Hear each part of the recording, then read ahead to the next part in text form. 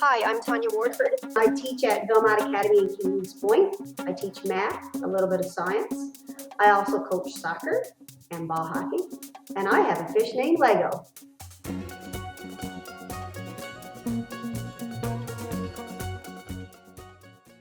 So could you tell me a little bit, Tanya, what sparked your interest in integrating tech into education in your classroom? Well, I did do a math degree and we did some computer science. And I guess I found a liking or a challenge to coding at the time, just basic computer science coding. Actually, when I was in high school, me and a friend did code, use an old Commodore computer and coded a security system with some LEDs. And I actually went to school here at Valmont. So I remember that quite well. Actually, the roof to that house is still on the top shelf up there. But I did have an aptitude for tech as I was doing my math degree. So when coding was introduced in classrooms and stuff, I think I really picked up on it, and then I wanted to show more about that to my students. As for other tech, like as long as we get stuff coming, I love to create stuff. And I love the challenge. So technology really brings challenges. How did you get your classes involved in organizations like Lego League, and getting teams together to go and do that? Where did that come from? So we are a school that is involved in a lot of different sports, sports for extracurricular. And during COVID, when we came back to class, we were actually confined to one classroom. So I had a grade 9 class that had to stay within that classroom. We couldn't mix. And there was no extracurricular, of course. Brilliant Labs actually sent out an invitation that they would provide the registration for anybody who wanted to try Lego League. At that time, I learned Lego League was building robots, which I feared a little bit, but it did involve coding, which I knew I was interested in. I also had a couple of students in my class who were highly involved in gaming. So I said, maybe this is one way I can motivate them and keep this classroom, this grade 9 classroom, interesting. So that was, I guess, 3-4 years ago. And they couldn't leave the classroom, so we had the Lego League table within our class, and that's where I got involved in Lego League. So with that opportunity from Brilliant Labs and being stuck in a classroom during COVID. So today we have some special guests joining us, Autumn and Maddie. Autumn and Maddie, can you tell us where are you both from? I'm Autumn, and I go to Valmont Academy, and I'm in grade 8. I'm Maddie, and I also go to Valmont Academy, and I'm also in grade 8. Wonderful. And so Autumn and Maddie, I believe that you're involved in a program called the Lego League. Is that correct? Yes. Yeah. That is correct. We're honorary Lego ladies.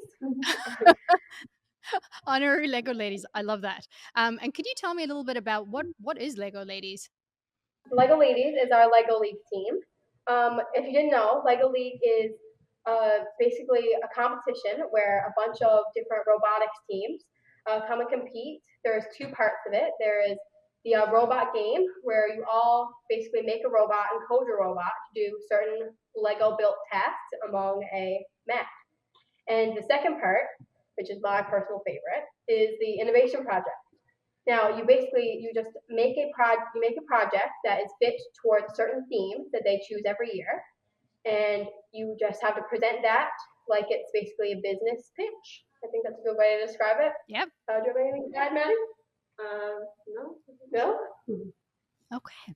And how did you both get involved in how did you become an honorary Lego lady?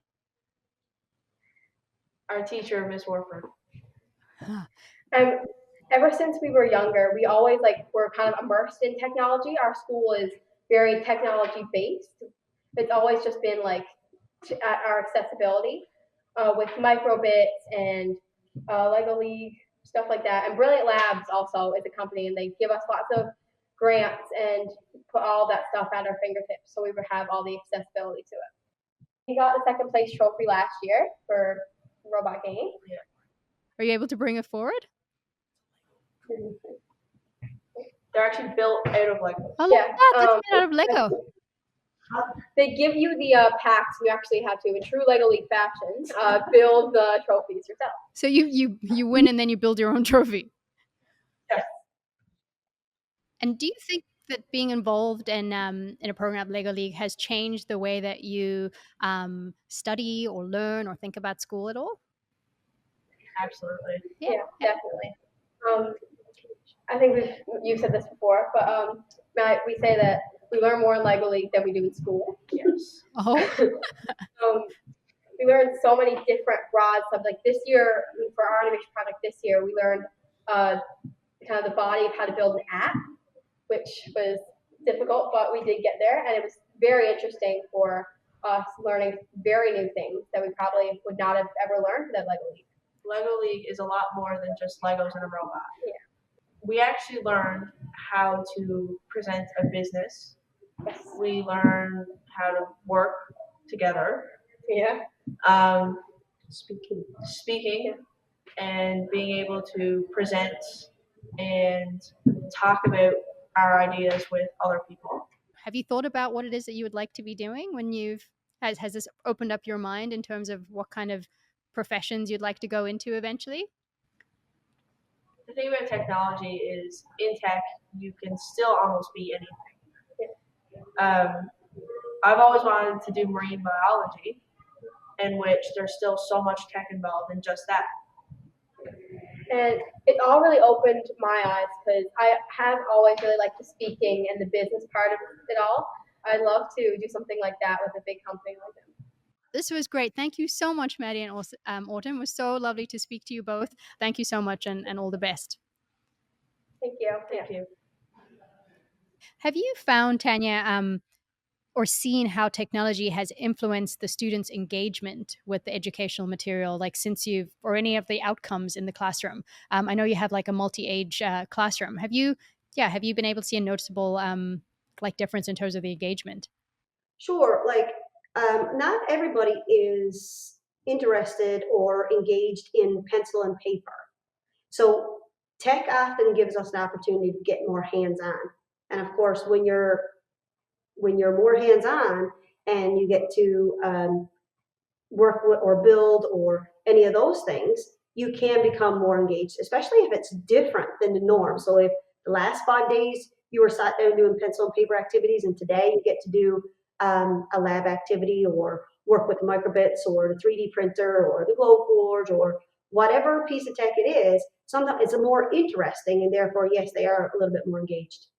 What do you hope it will look like in the next 5 years in terms of bringing technology into the classroom? I think technology really tailors to the individual learner, or it can tailor to an individual learner. And so I would really hope that when we're teaching, we're not teaching necessarily a group of grade nines, we're teaching individuals. We're teaching Sally, we're teaching Billy, we're teaching Jack, we're teaching, Sarah, whatever, that they're teaching them for what they need and who they are.